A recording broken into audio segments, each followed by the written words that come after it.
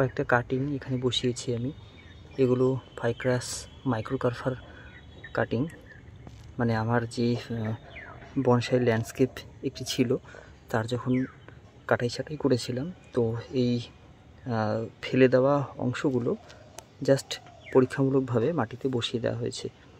এর আগেও আমি দুবার করেছি এরকম, দুটো পটে বেশ কিছু গাছ আমি বসিয়েছিলাম, সেগুলো সারভাইভ করেছে।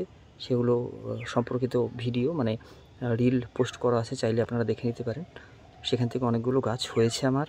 তো ঠিক সেই রকমভাবেই জাস্ট পরীক্ষামূলকভাবে আবারও আমি এই গাছগুলো ছোট্ট ছোট্ট কাটিং, এগুলো যদিও একটা ফ্ল্যাট বনসাই পাত্রেই বসিয়েছি পরীক্ষামূলকভাবেই, দেখি আবার সারভাইভ করে কিনা এগুলো।